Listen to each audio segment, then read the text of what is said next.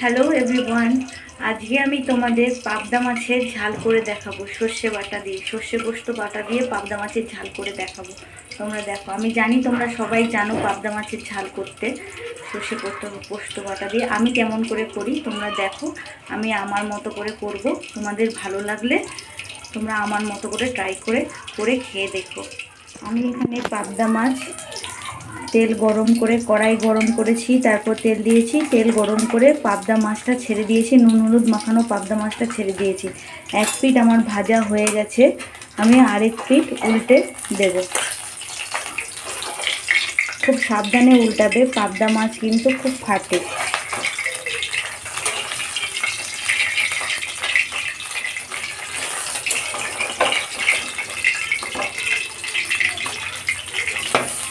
ওই দেখো পাবদা মাছ ফাটছে, কিন্তু খুব সাবধানে উল্টাবে।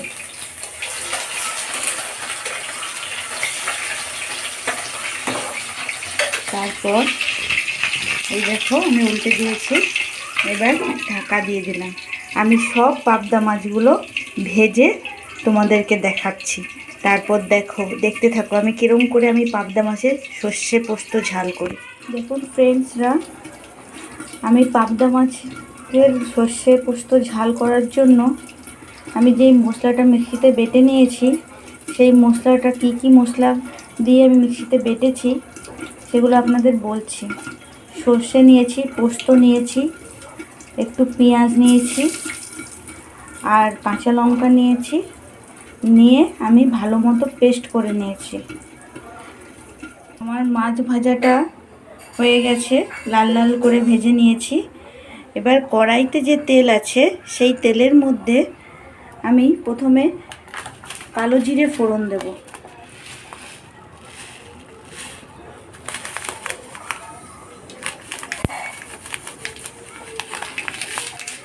কালো জিরে ফোড়ন দিলাম।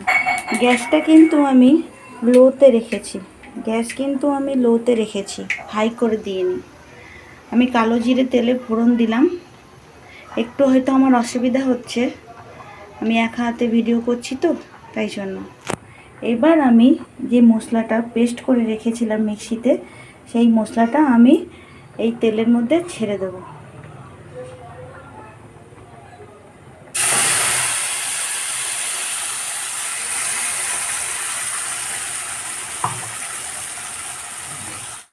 সব মশলা এর মধ্যে দেওয়া হয়ে গেছে। এবার আমি এটাকে মিক্সড করব।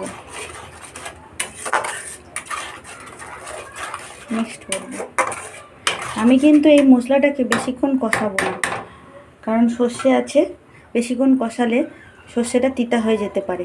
খানিকক্ষণ কষাবো ঢাকা দিয়ে।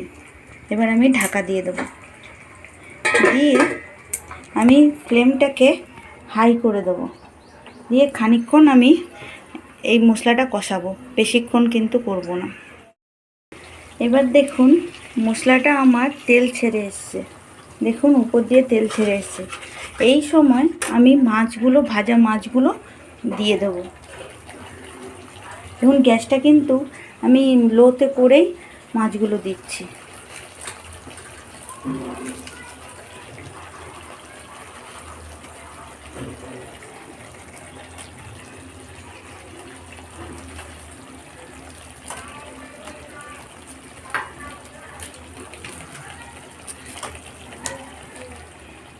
আমি হালকা গ্রেভি করার জন্য হালকা একটু জল দিচ্ছি, আপনারা না চাইলে নাই দিতে পারেন।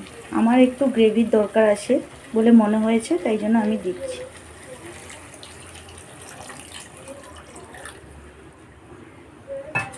দিয়ে আমি মাছগুলো ভালো করে এই মশলার মধ্যে ডুবিয়ে দেব, যাতে মশলাগুলো মাছের মধ্যে ঢুকে যেতে পারে।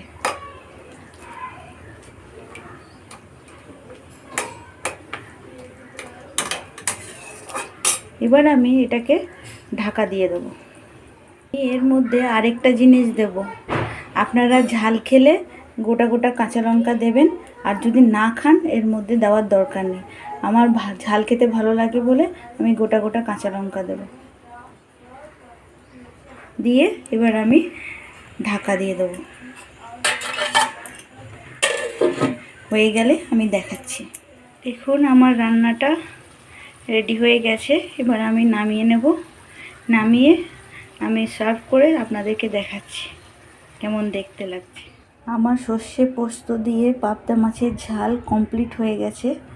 এবার আমি এর উপরে একটু সর্ষের তেল, কাঁচা সর্ষের তেল দিয়ে দেবো। আপনারাও দিয়ে দেবেন, তাতে খেতে ভালো লাগবে, টেস্ট হবে।